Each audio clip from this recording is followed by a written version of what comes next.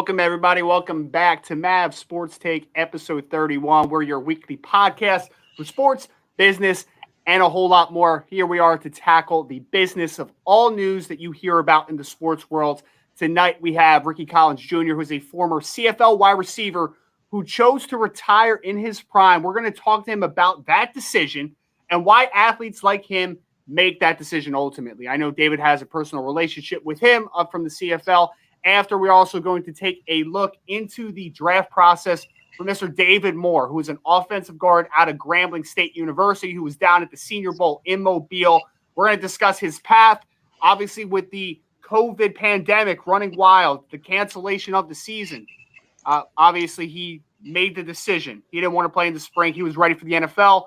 Senior Bowl was any indication. David Moore certainly is ready for the NFL. So we want to take a look at his process so far. Before we get started here, I want to introduce myself. Of course, Ryan Roberts here, Rise and Draft on Twitter, Director of Scouting over at NFL Draft Bible. And of course, David Turner, 18-year scouting vet in the NFL Arena Football League, including three straight, I almost said conference championships, three straight Arena League championships, Arena Bowl championships with the Arizona Rattlers. Of course, he spent some time in the CFL where he met Ricky. And now he is the owner of Maverick Sports Consulting. David, how are we tonight, my friend?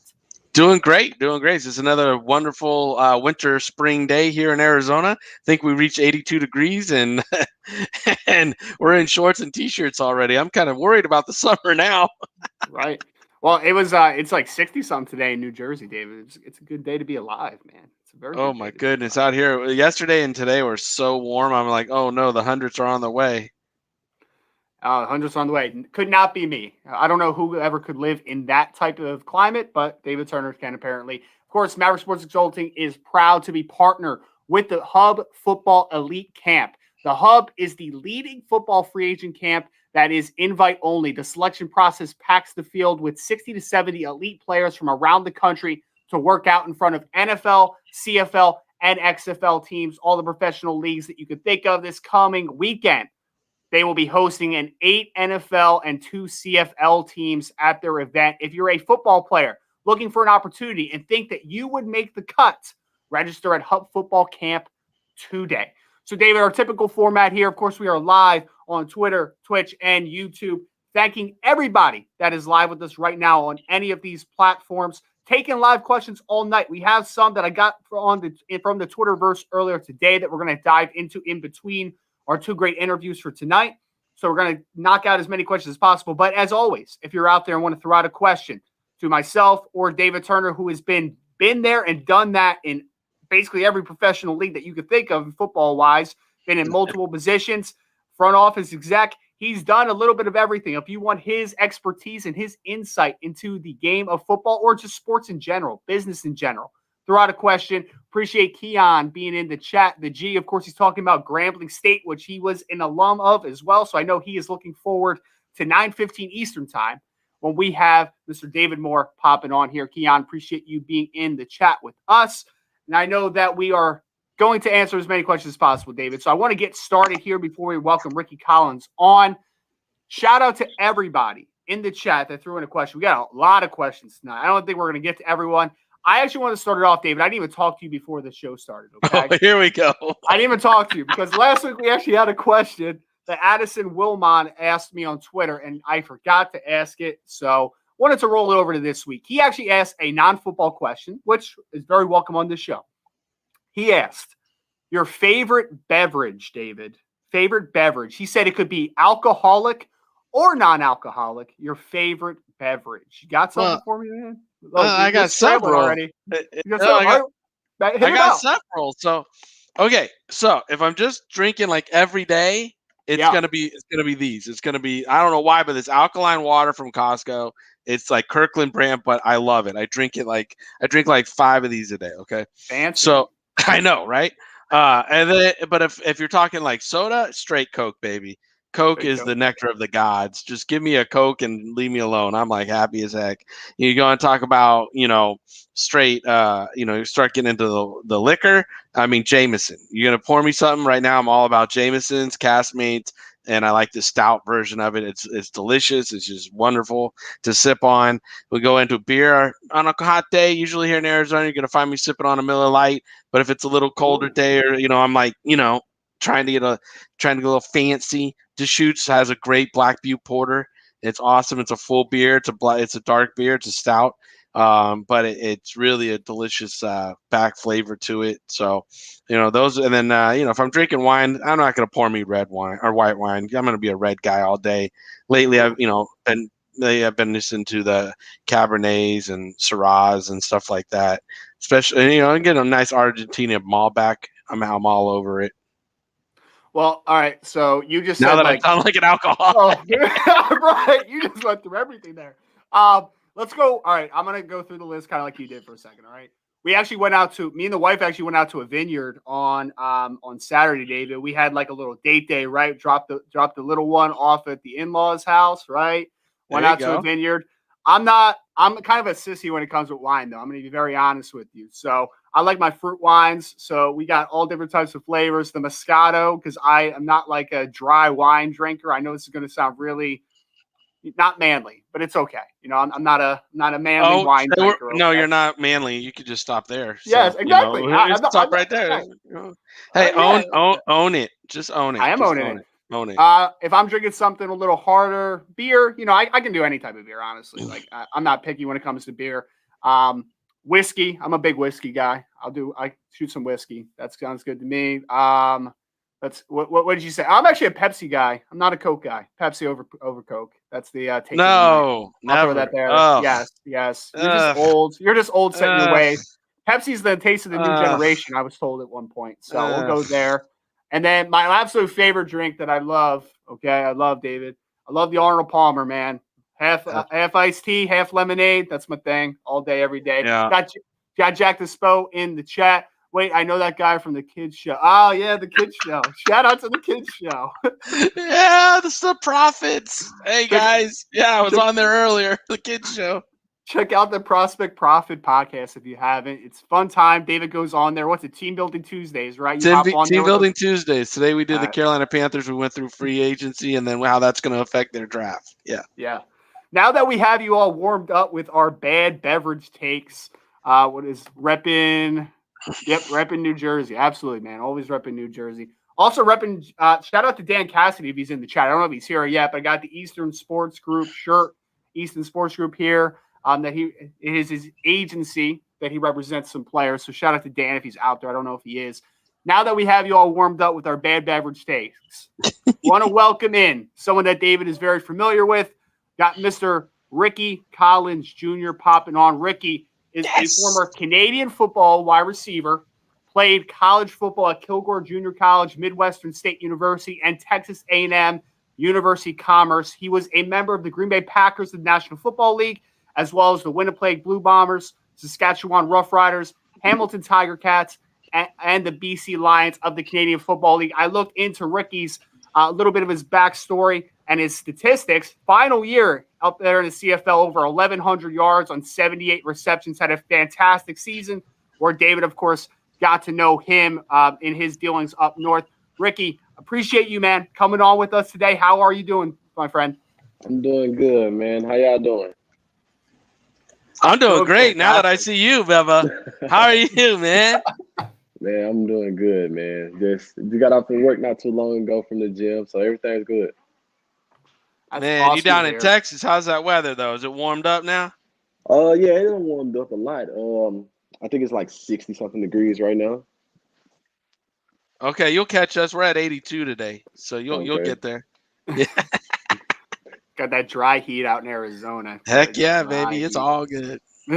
Now, Ricky, I'm gonna tell you real quick. David filled me in, before the show when he told me that you were coming on, a little bit into your story. I want to get into the retirement aspect of everything, because I know you were obviously a very good football player up in the CFL. You made the decision to retire. So without me laying out kind of the context of retirement, can you just fill in the viewers on what made you make that decision ultimately? My family was the biggest part of everything. That's number one. Given the fact that we just had a newborn, he's a month and he's getting ready to turn 2 months actually. So with him being the newborn, I already had 3 kids prior to him. Everything was working in my favor as far as staying at home and not having to even worry about going back up north after the situation that happened. We'll get into that more later. But that it made my life easier as far as like choosing to retire and walking out like I did. Well, like I told you, this is an unmuzzled show, so don't get all political on me now. So, but I'm telling you, loosen it up. Let's go. But I want the young kids to learn why someone like you, a man that's in his prime. I mean, if you're going to play Canadian football, you had at least, like I told you earlier, 5 more years left in you. Right. You're coming off you're coming off your best season ever in the Canadian Football League, and yet I get family and I get everything. But what happened that really sparked the, you know what, man, I'm just going to go on and move on. All right. It's unmuzzled. Unmuzzled. Say whatever you want. Given the fact that I got released a day before I was supposed to get a $30,000 signing bonus, that's the things that the kids and people outside of football don't see on a day-to-day basis as far as what we see being a player and the product of the game for that team. So that played a gigantic role in me retiring, given the fact that left a bad taste in my mouth. It goes, how do you release a 1,100-yard receiver just because you owed him money? That's just one thing, like where does that really happen outside of the CFL? NFL, you 1,000-yard receiver, you gonna get paid. You gonna be taken care of too on that team, your respective team that you just finished the last season with, especially if you have 2 more years left in your contract. Yeah, that was the thing. Like when we got Ricky, I was at Edmonton, and obviously he was a player that I wanted. So I put the argument together for him to bring him over, and then Brock signed him. Ricky committed to the team for 3 years. In the CFL, that's kind of a rare thing. Most players want a 1, possibly 2-year deal because then they want to hit free agency again. The 3-year deals are rare. And when Brock told me we got Ricky at a 3-year deal, I'm like, oh, we just stole one. We just stole one. And he was like, you're so hyped on this guy. And I said, man, I'm telling you, once you put him in our system, Jason's system, it's over. It's a wrap. He's going to fit. We had Greg. We had him. We had Smith. It was just a wrap. It was just done. And he came in, and what was it, week 6 or 7? You were leading the whole CFL in receptions and reception yards and everything. Like, he was the top receiver in the whole league. And so I was looking at the gym, like, told you, like, this is it. Here we go. And, he was a difference maker for the team.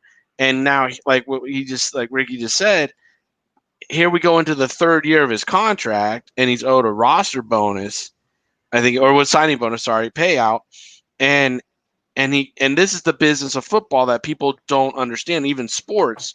It happens. In the NFL, what's going to happen between now and free agency, because the NFL salary cap is taking a huge hit, you're going to see stuff like this happen because teams can't afford to pay the player, but the player made the right decision for his family to, sign a 3-year deal, have stability, financial stability, but it's not as much as he thought it was going to be guaranteed and they were going to take care of him. The organization chose to let him go the night before his roster bonus was due to save the club money. Right. And then the thing about it is that the Brock had offered me a contract, but it was disrespectful off of the year that I was coming off of. He wanted to take $50K from me, roughly. He wanted me, it was just one of those disrespectful things. Like, man, how are you gonna disrespect me like this? And I finished in top 10. I was number 8 in receiving yards. I was number 8 in receptions. Like, how do you disrespect somebody like that, but go out and sign a guy to $199,000 contract and then re-sign another receiver for $155 and then try to take mine all the way down? So it's like I said, that was disrespectful to me, and it was disrespectful to my family and my career. Given the fact of, like I said, I just had 1,100 yards. Like you said, week 6 and 7, I'm leading the league by a landslide. in receptions, receiving yards, stuff like that. And it come to show, like, bro, if you just get me the ball, I'm gonna make plays. I'm gonna make something happen. So it was, like I said, it was easy. It was an easy retirement. And Ricky, has there been since then? Because I know obviously with like COVID popping up and the CFL getting put on hold, and like there's a lot of factors that I'm sure have kind of maybe justified even further your decision to retire, right? Because like it just seems like everything is just kind of getting stacked against a lot of CFL guys, right? Has there been any want in you to maybe give it another go around? Is there that itch that still maybe needs to get scratched to play football again? Right now, no, because I mean, I am the facility that I trained at throughout my career in the CFL Edge Performance. I just got hired as the head speed and agility coach up there. I have Route Demons Inc. It's my business where my basically receiver school where I train receivers. Then I have my 7-on-7 team that I run out here in Tyler, and I do personal training. So it's like I have different avenues to make income. And another thing that was a key factor was that I was able to stay home and make the same amount of money what the CFL was trying to offer me, and it's probably going to come out more because of having to live in Canada for X amount of months, pay bills, and then have to pay bills back home down here in Texas, because when the season is going to start, which they still don't know when the season is going to start. So I was going to have to lock in like 6 more months on my apartment in Tyler. So I'm saying I'll be able to make more money staying home than I would have going to Canada. And you get your family all the time now, right? Like there's no breaks in family time. This was, to be honest, this whole year, man, it was the first time in my career that I didn't have to leave 6 months on, 6 months off. This was my first time in my career having all of my kids for a whole year. And that right there did something, me being a family man and not having to leave my kids. I'm like, bro, this is easy. I don't have to worry about this. I got this, and this set up. So, like I said, it was the family, and then just the disrespect made it a lot easier. And again, what advice? Now we're coming up on draft season. We're coming up on free agency. Free agency is what, Ryan? Like 5-6 days away. Yeah. And the draft's over just a month away or so. What advice would you give these players that are going to hit the market or be cut or whatever? I know the NFL is a different ballpark because of the sheer numbers and dollars. Right. But I think what you just described, the disrespect and that mindset that you felt, I think you have some good, and you're such a good person. I mean, that's what I loved about getting to know you in the locker room and everything. You're just such a good person. What can you pass down to these young men now that are about to walk the road that you walked and you chose to retire? One thing I can say is that kids, well, I can't even call them kids. These young adults that's going through the process, about to go through the process. Go out there and make it a point to be respectful. Demand respect and give respect at the same time. That'll take you a long way. It'll do numbers for you, believe it or not. If you're respectful and you demand respect, that'll take you a long way. Do what's best for your family. Set your family up, and then just whenever your name is called, just make a play. It's real simple. Real simple. Hey, I wish it was that simple. Not all of us had your talent. Okay. They throw my little ass a little ball, and you know what? I caught it and went down. I was just like, hey, I was happy to make the catch. Ricky turns it into 95 yards and a touchdown. No, but yeah, man, just like I said, just go out there, do what you can do. Be the best you. That's what I can tell the young athletes. Be the best you that day. Be the best you on the field. Be the best you off the field.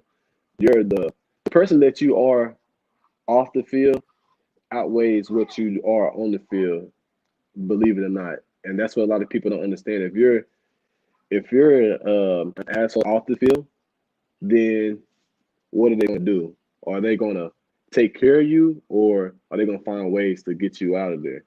So just like I said, just be mindful. They just have to be mindful of things like that.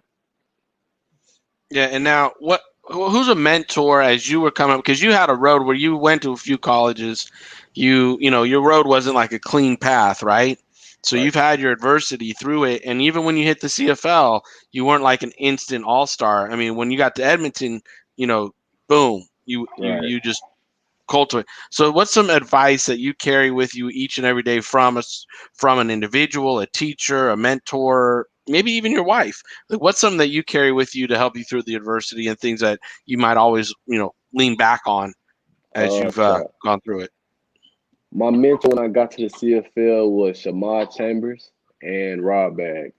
They both told me to go out there, make a play, make sure they respect you, make sure they respect your assets of the player that you are. Make sure you leave it all on the field, because they was like any play could be your last play. So leave it all on the field. That's what I got from those guys. My mentor Josh, the head man at Edge Performance, he was my trainer. He was just telling me every day. He was like, "Look, whatever you do, leave no doubt out there that you didn't give it your all. Because if you leave doubt, then the spectators are down you, the business is down you. So leave no doubt in anybody's eyes." I can tell you, with me, from training camp, obviously through the season, you left no doubt, and that's why I reached out to him when I saw the TSN report that he retired. I'm like, whoa, no, something had to happen here, because this is not an athlete, a man, an individual who the game needs more Ricky Collins Juniors. They do. Appreciate it. Thank you. Because he's an ambassador, like you said. He takes his pride on the field to off the field, to the community, to the locker room, to all of it. Like he really approaches his mindset, everything to the game is the right way. So when I saw that, I had to reach out to him. Like I mean, he hadn't heard from me since anything, but as soon as I saw you retired, I'm like, Ricky, wait, what's going on? All right, man. You know what's crazy? I've been getting like text messages, phone calls, like, "Bro, what's up? Are you healthy? Like, is something drastic happening in your life?" I'm just like, "No." I said, "The only thing drastic happened in my life is the disrespect that I got from the CFL." I said, "Other than that, nothing. I'm perfectly fine. I can go out there and play right now another 4 or 5 years if I wanted to." But Easily. But me being a man, I have to respect myself. If you're not gonna respect me, I'll respect myself, and that's what I did. When I retired, I made a point to respect myself and to keep my manhood. Mm-hmm. Absolutely, and I know David mentioned, you're like an ambassador of the game, right? Like we need more Ricky Collins now doing the work that you do, working with younger athletes and trying to be like a guiding light in a sense for them. How rewarding is that for you now to be on kind of like, you've been there, done that. You're kind of what some are aspiring to be at this point. Man, it's very rewarding, man. I have athletes on the team that's getting offers from Alabama, and like he just got the running back just got an offer from Alabama and USC. And what I tell them every day, I said, "Bro, somebody is always gonna try you. Don't give them no reason to try you at all." I was like, "You have to make sure you're the bigger person that day." I said, "What you have to do is understand who you are as a person, not as a football player, as a person first. Once you understand your identity as a person, you'll understand your identity as a football player." So, it's just little stuff like that, man. It's very rewarding just to see where the kids come from, where they're going, and where they're going to end up. Like that's the biggest thing for me. I just love how he calls them kids. He's a kid. He's a kid. I think we're the same age too, David. So you're dealing with 2 kids right now. So yeah, I know. Trust me, I know you two are like kids, and I'm sitting here listening to y'all talk. I'm like, man, trust me. When you get to my age and you're an old head like me, it's a whole different ball game now. We don't have hair. Hey. Well, I mean, I got a head full of hair. Sorry, fellas.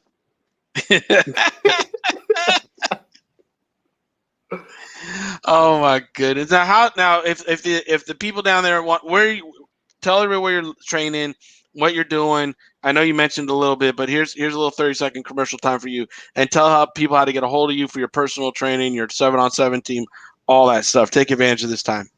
Right. So I'm based out of Tyler, Texas, my hometown.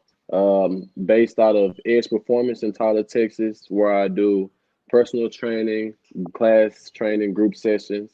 If you want to reach me for the Route Demons Inc. trainings on field, speed and agility stuff for football, you can reach me at 3_Gully on Instagram, or you can reach me at Twitter at Real2XS. Awesome. So again, here with Mr. Ricky Collins Jr., former CFL star wide receiver, now retired, but he has better things happening now, in my opinion. You know, he's got the family, he's got the business, everything is working out. Ricky, appreciate you so much. This was a pleasure being able to meet you for the first time. I know David enjoyed kind of catching up a little bit. Really appreciate you giving us kind of the larger scope of your story and your decision, obviously, to step away from the game. Thank you, man. Thank you. Appreciate you having me. Hey, Ricky, I'll talk to you soon, buddy. I really appreciate you coming on and sharing your story with the audience, man. Nah, no doubt. You know I had to come lace them up. I know. Trust me. Hey, I tried to get you to lace them up this weekend and come out to the hub to get you another contract. You told me nope. You gave me the Heisman. You were like, ain't gonna happen. Ricky, you just need to head out there, man. Just not even for your personal, growth as a football player. You just need to go out there just to show the kids how to do it, man. Show them a few little lessons. Hey, man, one of the best route runners I've ever witnessed. This guy right here, one of the best route runners with the softest hands, right here. I appreciate it, man. Thank you. Thanks, Ricky. All right, Ricky, appreciate it so much. We'll definitely have to have you back on again, man. Really appreciate the time. No doubt, man. Let me know. For sure. Awesome. So again, Ricky Collins Jr., former CFL star wide receiver that David got to know up in the CFL. David, really nice perspective, because that is, again, he mentioned it, right? That's the side of football that people don't typically see. And it happens, and you can attest to this, a lot more than people are aware of and people might think. Well, people use words like cap casualty. Right. Well, there you go. Which makes it sound like that it's, again, you're dehumanizing people, right? Like it's like, oh yeah, cap casualty. That's all, right? It's nothing but business, but like they're people who need this money, it's like, he had 3 kids. He signed a contract that he thought it would be paying his, bills for 3 years, and he was going to live out the contract, and he performed to earn the contract. Like we just saw Dak get paid, and was it Jalen Ramsey said they don't pay for showing up? You got to have effort. Well, Ricky gave us everything we were looking for, and more. He was a top 10 wide receiver in the league the year he had an ability to, perform on, and he had 1,100 yards. And I mean, I think he was even closer or more up the ranks, 5th or 6th in receptions in the league. So, it's like he's a cap casualty, but that's the real life human story right there.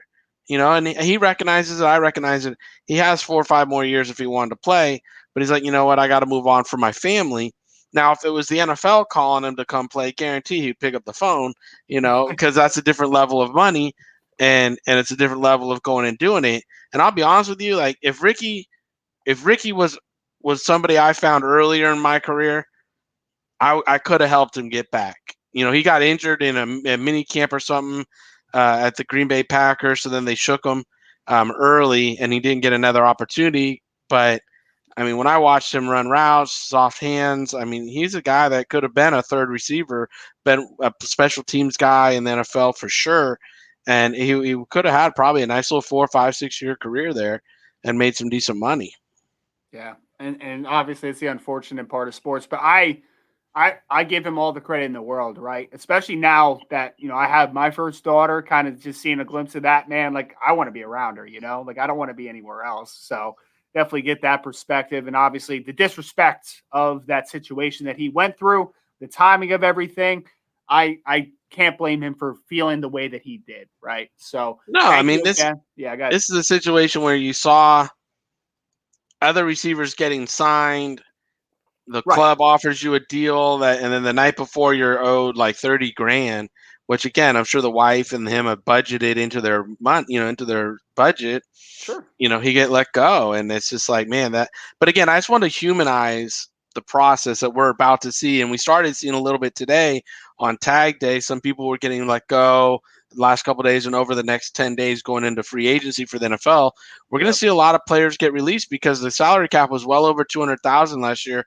And now they're saying the floor is 180, but they're going to bounce between a cap of 182 to 186 somewhere. So there's going to be a lot of restructuring asked to be done, and there's going to be a lot of guys getting cut. And Ricky, I thought it was great timing to be able to have him on and give the audience an opportunity to see the human side of what's about to happen, and all these, like you said, the dehumanizing words to make it sound pretty. Here's a real life person that affected his life and his career.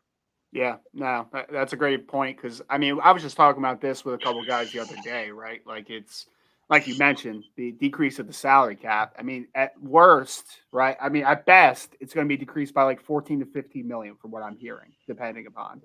And we've already seen it. The casualties that we usually see, but we're going to see it at a higher degree. We're going to see a ton of restructuring of contracts to make some cap situations work. Like there's going to be a lot of maneuvering and a lot of people, again, because we just see these guys on Sundays and assume that they don't do anything after they leave the stadium, right? Like it's like they're in Endgame, right? For Marvel or something like that, right? Like they snap their fingers and then they disappear, and then on Sunday they'll come back. You know what I mean? So it's a shame that these stories happen, but it's nice to get a little perspective on it because this is the business of football. This is unmuzzled sports talk. So we're bringing you the stories that ESPN doesn't want to talk about, right? That other publications don't want to talk about. We'll talk about because who else is going to talk about it, right? And that's the perspective we're bringing. We want to get back to some questions because we do have Mr. David Moore Jr., who is a 2021 NFL draft prospect out of Grambling State, which I know David has a deep admiration for HBCU, historically black college and universities, that I'm sure we're going to get into a little bit when David Moore comes on, which going back to the summer, we actually hosted an NFL Draft Bible and HBCU seminar, which David Moore was a part of, highlighting some of the top seniors who are draft eligible for that event. And obviously when we did that, you know, I'm looking for great prospects, right? Like him, Quinterio Cole, who's at Alcorn State, Teron Mallard, tight end, Aquil Glass, quarterback at Alabama A&M. Of course, I'm looking for great football players. But when you get into an event like that, you find yourself not talking so much about football, X's and O's as much, and you start talking about the significance of playing for those schools. And I know we're going to get in that with David a little bit. David Moore, that is. Oh, we have two Davids. I just noticed. No. D Moore. I'm going to call him D Moore. I'm going to call him D Moore when he pops in. All right. So when we have D Moore on in a few minutes, we're definitely going to get into every outlook, every perspective we can, because I don't want to just talk to him just about his draft process. We are going to talk to him a little bit about that, but there is a deeper meaning to this conversation for me and for David Turner. Let's get in, though, David, before we start into some of these questions. I know we had a lot. We're not going to get to them all just because we just keep talking and we're not getting anything done. So, question for Fantasy Football Hub. He said, we saw Henry Ruggs Jr., or the third, Henry Ruggs the third, surprisingly be the first receiver taken off the board last year. Is there anybody that we think could come off the board first that will surprise? Or is it for sure that it will be Jamar Chase, of course, the wide receiver out of LSU? I don't know if you want to start this one, David. I have a take. I don't know if it's hot, but I do have a take. I know the drum you're going to beat, but I hear it. But no, I think Chase is the guy. Like, I'll be honest with you. I think I went back and actually did start watching now that March 1st is come and gone, and I started actually doing my research a little bit more. You know, I really like the kid. I think he could be special. He could be a rare athlete. He's a kid that, you know, if you put him with the right team, it's just going to be silly.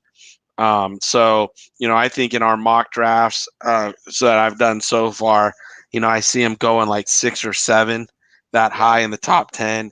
And, you know, he could be a guy that really explodes on the scene next year. And again, putting him up there in Detroit on that offense, they need a playmaker. They need a guy that could, you know, go with golf and be young and grow and do all that stuff. and they just saw what happened with Jefferson in Minnesota, helping that offense out and all that explosion. So, for me, I really see that as a natural fit for him and for them. And I don't know if he slides past that. Yeah, I actually put him to Detroit in my most recent mock draft. I love the fit. That's because you copy me. They did not. No, I mean, it's the first time you just admitted that you haven't watched Jamar Chase until recently. So this is a brand new take for David Turner. So don't try to make me a plagiarizer. You and Lorenz crack my code. You go in, you look at all my stuff. I know. Yeah, right. Okay. Well, I do love the fit though. Kenny Golladay not tagged by the Detroit Lions, so he's hitting free agency, wide receiver. So there is a massive need there. I will say though, David. So you thought I was going to say Jamar Chase easy, right? That's what. No, I know you're going. Okay. Here's where I'm going. Jamar Chase is the best receiver in the class for me. If I was making the pick, I would draft him first wide receiver off the board because I think that he could play a variety of roles as an X, as a Z, in the slot at times. Like I think he can do everything. But I think Jalen Waddle is going number one, the first wide receiver off the board. I just do. I think speed sells. We saw why Henry Ruggs just went before Jerry Jeudy last year and CeeDee Lamb. I think that we're going to see something similar. And I don't blame him because I think Jalen Waddle's a damn good football player. Like I do not blame a team for valuing him and his play style even more than a Jamar Chase just because of how special of an athlete that guy is. I mean, that separation. I want to see that. I want to, like pre-injury, I'm with you. Yeah. Because I've told you my story. Last year, I'm watching the receivers from Alabama getting ready for the draft. Yep. And I saw Waddle, and I text the Giants college director, Chris Petty. And I was like, Petty, you watch this 17 at Alabama yet? Holy smokes. His stop and start's ridiculous. Like, he can generate speed at quicker than I've seen in years. Mm-hmm. And he's like, he's not draft eligible. I haven't watched him. I said, man, do yourself a favor on a Saturday morning. Just pop him on. And he texted me like 2 Saturdays later. He's like, man, you're right. And I was like, I know. That kid is amazing. He's fantastic, man. But now with the injury, we saw him do some stuff in the bowl game. I just want to know how that checks out. If that is healthy and good, and then you could be right. But I still think, am I betting, man? Yes. Chase would come first, and then Waddle will come second. If I was the one making this selection, I'm right there with you. There's just an inkling in me. I just think that it is contingent on Waddle being healthy, but it's been another 2 months. He got back very quickly. I know he was limping around in the national championship game, but he has had an extra 2 months. There was no structural damage to that broken ankle. So I think he's going to be okay. I think he's going to be able to test whenever Alabama's pro day is. I think it's later this month. So, man, I think that kid's going to run in the 4.3s, and it is going to be a no-brainer at that point. You know what I would do? And I just heard this today. I heard Trey Lance isn't going to run because he's going to let his GPS meter speak for his. Did you see it? Did you see the number? No. But here's my thing. If I'm Waddle, I might do the same thing. Well, no, I don't blame you because I think they say because Waddle's GPS meter has got to be ridiculous. I think I saw it, David. I think Next Gen had him at like almost 23 miles an hour or something, dude. It was like a ridiculous number. They had Trey Lance at 6'3", 225 at like 21.5 miles per hour in a game last year. So like, dude's not slow. You know what I mean? When I saw that today, bro, I was just like, man, so many more kids are gonna do this instead of run 40s. They're just gonna say, take my GPS and go with that, and the 40 might become obsolete because of technology. Man, it's such a silly thing. Because I know people want verified. I get it. You want all the verified measurables. You want the verified times. Like, you want the straight comparisons. Yeah. Right. You want the straight comparisons. I get it. But like, if you watch Trey Lance play football, like, there's no speed there's no speed worry. You know what I mean? Like, there's no athleticism worry. That dude. But again, Trey Lance is a quarterback. Joe Montana didn't run a 4.4. You know what I mean? Well, it's Tom Brady didn't run no 4.4. He ran a 5.2. Tom Brady. Yeah. He's slow. What did Peyton Manning run? Did he even break that? I mean, come on, guys. Can I say dog shit on the podcast? Because that's what Tom Brady. I don't give a fuck. Yeah. Okay. All right. I love this, man. I love this because we can actually, say whatever we want to say. Yeah. It's awesome. It's good stuff.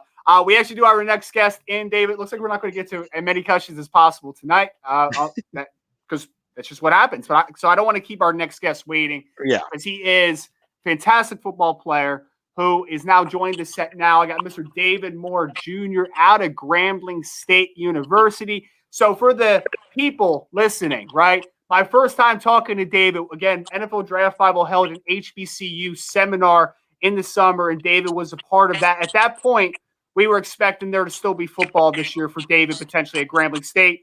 Then ultimately with the COVID cancellation to the spring, he made the decision to opt for the 2021 NFL Draft. And obviously that has gone very well for him so far. Went down to Mobile, Senior Bowl, dominated all week. David, man, long time no see, brother. How you doing? I'm doing good. How y'all doing? Wonderful, man. Oh, we're great, man. We're doing great. We're excited to have you on. Oh, thank you for having me.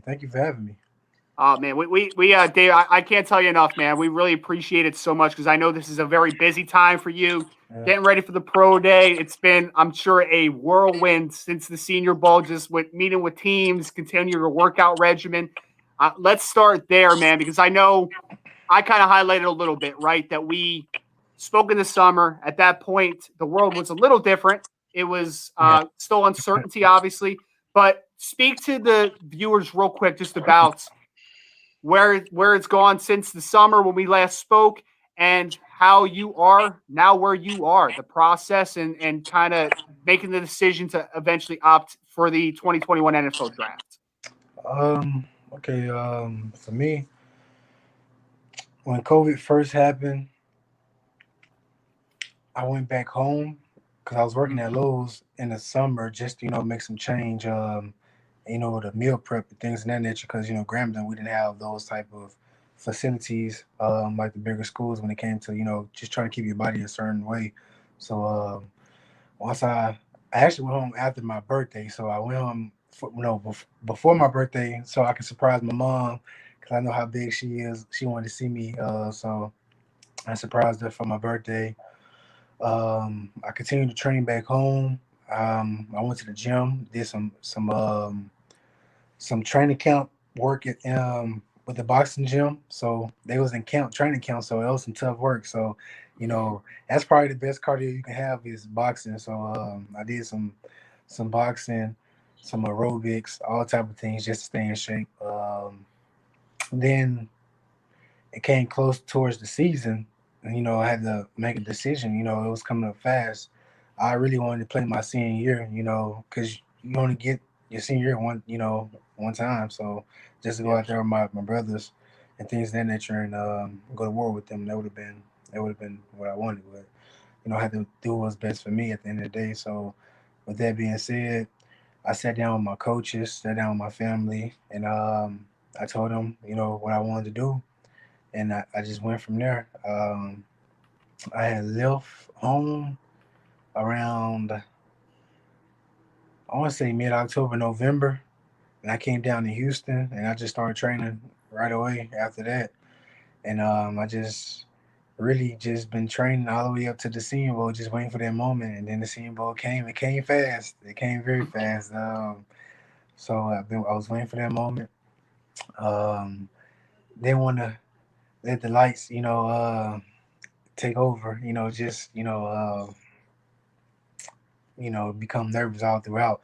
But once I got down to the Senior Bowl, the first day, just not playing since Thanksgiving of 19, and then your first game, basically your first time being back on the field against the best of the best. So, it was like, okay, just getting my confidence back. That was my biggest thing because I knew physically and everything, I knew I could compete with the guys. It was just a matter of just having that confidence in myself when I get back on the field. So I would say halfway through the first practice, I got like a big pancake. I was like, yeah, I'm back. I was like, yeah, I'm back. And it just went from there. I just got into my groove and I just tried to, improve day by day. And then Senior Bowl left, and now the pro day. So I've just been training. I'm really excited about that. So just have finish out strong with pro day, and let God continue to lead the way. Mm-hmm. Now, fill people in really quick so they know a little bit of your backstory. Where are you from? Where's hometown? tell us a little bit about family life, growing up, and then what was it about Grambling that made it a good fit to you, and what was the importance of being part of an HBCU? Okay. I'm from Little Rock, Arkansas. I had both my parents. They did a great job of raising me and my two sisters in the household. So I never really wanted for nothing growing up. So I would say I had a good childhood. When it came to high school, I came out as a non-qualifier. I didn't start playing football until my junior year of high school. I played a little bit in Pee Wee, but my freshman sophomore year, I didn't really insert myself in class like that. So I had to play catch up my junior and senior year. So once I really became committed to football, I had to play catch up. So I came out as a non-qualifier. I had a lot of interest, but they couldn't make the offer because of my situation, like Oklahoma and a couple more schools. But um, I didn't know what HBCU was coming out. So for me, it's like Arkansas, the bigger schools like SEC schools, things of that nature. So, you know, the offensive coordinator at the time for Grambling State came down for a home visit, and he just started talking about the history of Grambling. I came a little bit more intrigued about it, so I went on a visit, and the rest was history. They sold me, so I was grateful to call it my home for the last 4 years. So I'm grateful, but yeah, it was amazing. It was amazing, but just to be representing the HBCUs, it means a lot, especially, smaller school compared to, the bigger schools, the powerhouse schools when it comes to football. Just showing the guys that are in my position that as long as you put the work in, anything is possible. And I just want to be able to set the best example for them and just, inspire them.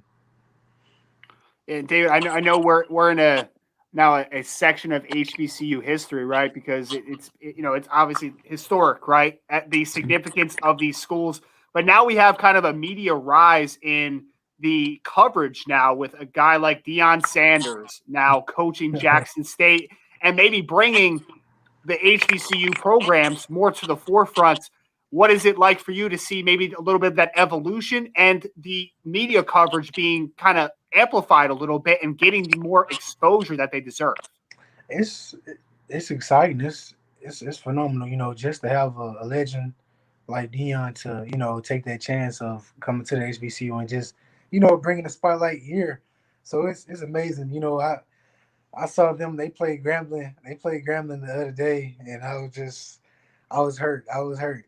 You know, It was a but good game, though. It was a good game. man, it was. I don't even want to talk about it, but it was good for him though. It was great for him. Just to come in and just new opportunities for a lot of players, a lot of schools. The exposure can help them with facilities, all type of things. So it's just great overall. You know, just to have them here. And David, we actually have some questions going on in the live chat. Keon Johnson, who actually is a Grambling State alum, he wants to ask how much is Eddie Robinson's presence still living at Grambling to this day? The Eddie G. Robinson, his presence is every day. Like, especially if you watch the game, like for instance, Jackson State, they were at the goal line and they just about to score, but he fumbled the ball right before the goal line. That's something we would say Eddie G. Robinson. Like with certain moments, excuse me, when certain moments happen, they were like, "That's nothing but Eddie G. Robinson." So, so yeah, especially in the hole. So it's like, man. So yeah, his presence is very felt, and that's something. Oh, sir. No, go ahead, finish up. But that's just something Coach Files preach about. Just the history of Grambling. And Eddie G. Robinson, his legacy lives on forever, especially in Grambling. Like he's still the man there to this day. Well, he's the man in HBCU football history, man. Like that. That's it now.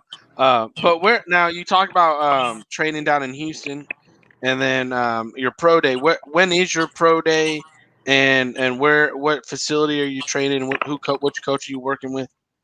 My pro day is March 17th, next Wednesday. Um, I've been working with Bruce Matthews.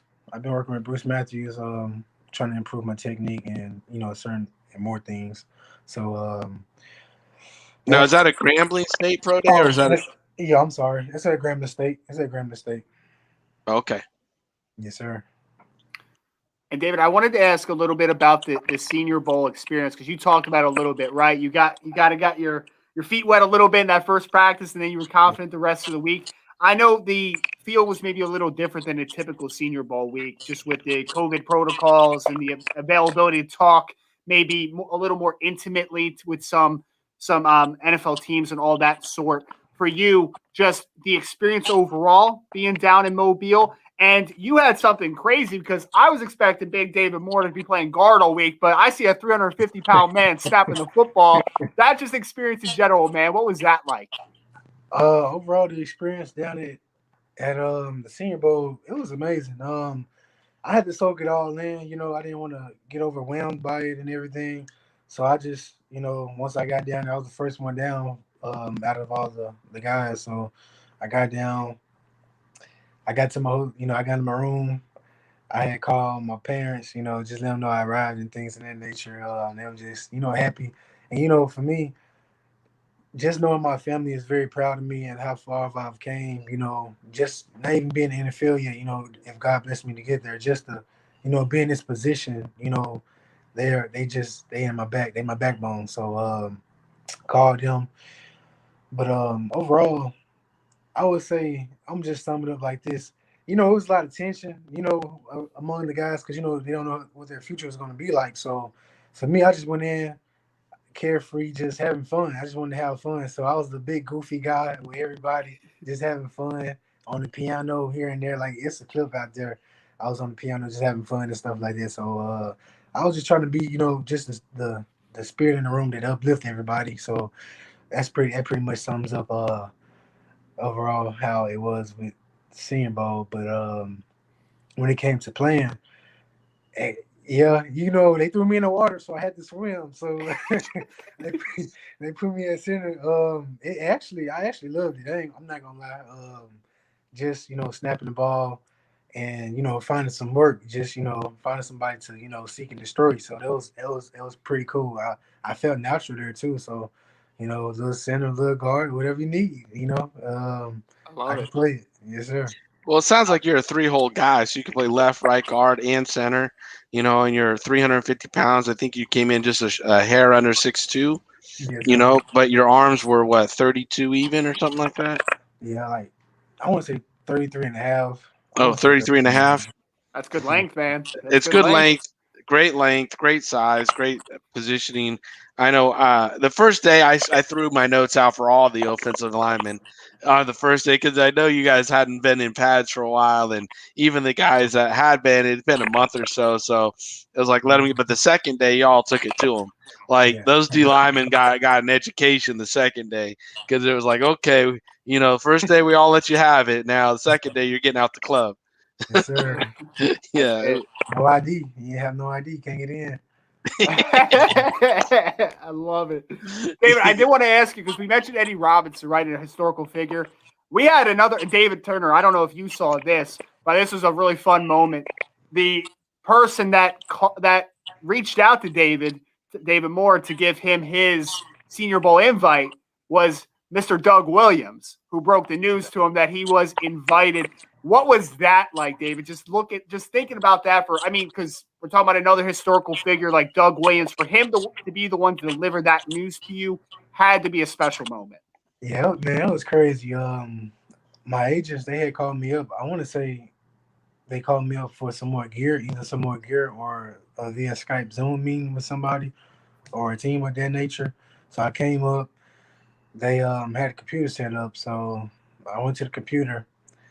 I seen, the great Doug Williams on the screen. I was like, Grambling legend, how you doing? Things of that nature. So he just started talking to me. And then as we talked, he started to talk about the Senior Bowl. So I kind of, I started thinking, okay, Senior Bowl. And he like, you're going to be playing the Senior Bowl.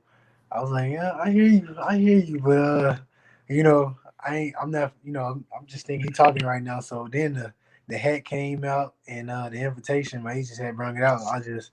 I seen it on the side of the table. I just couldn't stop smiling. And after that, my brain just went blank. I was just full of joy.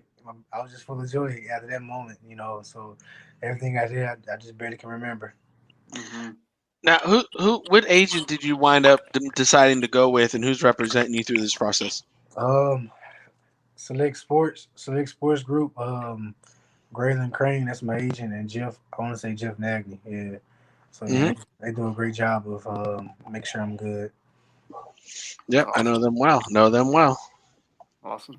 Yeah, David Moore, I probably should have let you in. David Turner was in the scouting business for like 18 years in the National Football League and a couple other leagues. So he knows most agents very well. So I'm sure he'll be hitting them up afterwards to say hello and compliment you for being a great interview, which you always are, my friend. I really appreciate you taking some time. One thing I want to throw in there maybe before a final question is, you mentioned being able down to be in Mobile against the best of the best. I have not played since November 2019, Thanksgiving 2019, and then you're thrown into the Sharks a little bit, swimming with the big guys. They perceive big fishes in the pond, right? And then you have a great week. Is there a defensive lineman that you went against, though, that you would say is maybe the toughest matchup you had all week, or just someone that for you was a good indicator of how good you are? That's a good question. It was a lot of good guys on the defensive side. It's tough. I'm gonna have to. I don't know if I can just name one person though. It's so hard. You got Basham, you got Sample from Tulane. He was good. I wanted to go against the DN. I think his name is Heron. I think that's his last name for Georgia. He got me on the first day. I wanted my rematch. I wanted my rematch with him. So when he had got hurt, hope for speedy recovery. But it's tough because I know in the game on the opposite side they had some good players as well. I want to say Washington defensive tackle, he was good. Texas defensive tackle was a good one as well. So it's a few I can throw in there. But probably between I want to say between at practice Basham and probably Sample. Okay, now there are a couple of great ones. Carlos Basham, especially, is a guy that I've been a big fan of for Wake Forest. Really talented. He can kind of do inside, outside. He's got kind of that double duty type of feel to his game, which I love. Keon Johnson, again, wants to throw in Grambling alumni and HBC community is behind you. Good luck and take it all in. Hashtag Graham fan. So Keon is obviously behind you. Again, a Grambling State alum. David, I kind of want to end you on this last question because I know that since then, I'm sure you've talked to a ton of NFL teams. Just some maybe general feedback from them, how they've perceived your game, how impressed they are with you, and maybe a couple teams that are sticking out to you as maybe being very interested at the moment. They love me so far. I can just say that. I don't want to say too much, but they love me. They love me. Just continue, to practice snapping. I can say that. Continue to practice snapping. And continue to work hard. I see a New Orleans Saints future in this young man. Hey, I love it, man. Hey, the whole Grambling be down in Louisiana. I mean, shoot. I won't mind staying in Louisiana. New Orleans. You look good. You look good in it. You look good in it. Black and gold. I just leave black and gold to go to another black and gold. Exactly. Well, it's funny. It's funny David brings that up, though, man, because honestly, David, when I was watching your film, I got a little bit of Carl Nicks that used to play with the New Orleans Saints, the guard, a little flash of him. I just felt like there was a physical dominance there. It would be outstanding. I would love to see a 350-pound center, man. I haven't seen that, I don't think, in my lifetime. So I would love to see that personally. I ain't gonna lie. I ain't gonna be 350 at the next level. I'm probably I'm down 15 pounds right now, so that's the plan to be, 330, 325. That's good. So, Yeah, that's a great weight. 325, 330, and playing center guard. I could see a lot of teams from Carolina to the Giants to, a lot of teams like being very interested, even the Bills and stuff, because that and your length at arm length being 33 inches and stuff is what they all like. And whether you're a center or a guard or you got a two-way go there, you could fill a roster spot, because on active day rosters, there's only 7 guys that play offensive line. And so a guy like you that could play both guards and a center position, and then they can activate a tackle who's a swing tackle. That saves them, a roster. It saves them roster spots. So your versatility is going to make you a lot of money, young man. Yes, I appreciate that. Absolutely. So David, we're coming to the end of this interview. Going to give you like 30 seconds if you want to just throw out some Twitter handles, some social media handles, and anything that you just want to leave the viewers with. Twitter handle DAV60 _, Instagram handle DMore60 _. For me, I never, in a million years would have thought I'd be here in this situation. So, to all the, the underachievers, all the guys that's out there that, have doubt, just keep going, keep working, and you can be in my position, and anything that you're trying to, do, your career field, just continue to work hard. Put in the work, put God first, and rely on your family, lean on your family, and you'll be here. You'll be here. I love it, man. That's a great. I think that's a great note to end on. David, really appreciate you, man. Again, taking some time. I know it's an extremely busy time for you right now, but it was a great just getting to catch up a little bit and just seeing what's going on in your world. Really appreciate it, man. I appreciate y'all taking the time to talk to me, man. Y'all have a great night. You too, David. Take care. Oh man, that was a great conversation, David Turner. But I will say it's nice to only have one David on the set because now I don't have to say last names anymore. I was laughing because you kept saying David. I'm like, wait, was that mine? No, that wasn't mine. Right. That wasn't I know. Me. He wasn't throwing it to me. I was trying to hit in the Turners and the Moores in at some point, but really fun one, I think, to end the podcast on David because, again, not only is he an accomplished athlete, obviously the significance of playing for Grambling State University, one of the great traditions in college football, in college sports in general. I mean, we talked a little bit about Eddie Robinson. We talked about Doug Williams being the guy that delivered the Senior Bowl invitation to him. I mean, these guys are legends, right? The Super Bowl MVP, Doug Williams, on top of what he did at Grambling State and the impact he's had since then. It's just nice to see just a varying perspective. Our first HBCU player on here as well, which I know for you is something that's very close to your heart. So. It is, and you know what I got going on. I'm very transparent with you. There's some very big announcements coming down the pipe here just in the next couple days, which HBCUs and everything. I get all excited about it. So it's something I'm very passionate about. I was fortunate to work with, many men that went through there from, just so many great Raiders that, Al Davis was one of the first legends to go into Grambling and Southern and draft players out of there. And, working with the great Willie Brown and stuff. It's just amazing that the education I got about these programs and then having friends from high school go to HBCUs and tell me about them and then scouting the players coming out of the HBCUs for 18 years. So yeah, I'm really excited about, having David on tonight, but also what's coming. And it was a beautiful segue into the announcements that are coming the next few days to have him on. So the timing, and again, and I don't say this a lot, but it's a blessing. God's really got his hand on me right now with some of this stuff that's coming, the timing, the people that are in my life and their vision and everything getting pulled together. It's just really amazing and a beautiful thing happening right now. So I'm truly excited and blessed to be in this, and having David Moore on tonight was a special moment for me. Yep. Continuing that pipeline of proud tradition, not only from the school, but obviously professional athletes coming out. You mentioned Willie Brown. We mentioned Doug Williams, Aeneas Williams. There's been so many great football players to come out of these programs. Walter Payton. There's just like an endless amount that you can name. The significance, not only historical, just from them being great football players, right? Like just the historical aspect, obviously, of the school in general, outside of athletics, but then continuing that proud tradition of being those professional athletes to represent those great universities. Outstanding stuff to end this podcast. Want to thank everybody so much that has stuck with us throughout the podcast tonight. want to thank everybody on, whether you're on Twitch, you're on YouTube, you're on Twitter.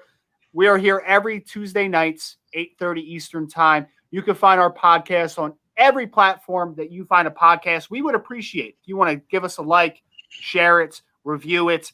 Apple Podcasts, especially if you want to go and say Ryan and David are the greatest podcast hosts of all time, throw a 5-star review. We would greatly appreciate it, but we truly do appreciate just every and all support that we have gotten here. Make sure you like, share, and follow us on Twitter, Instagram, LinkedIn, and Facebook. I'm at Rise and Draft. David is at Mav_sports. We'll be back again next week to dive headfirst into the sports world, the business world, and bring you some awesome interviews with industry professionals that you need to know.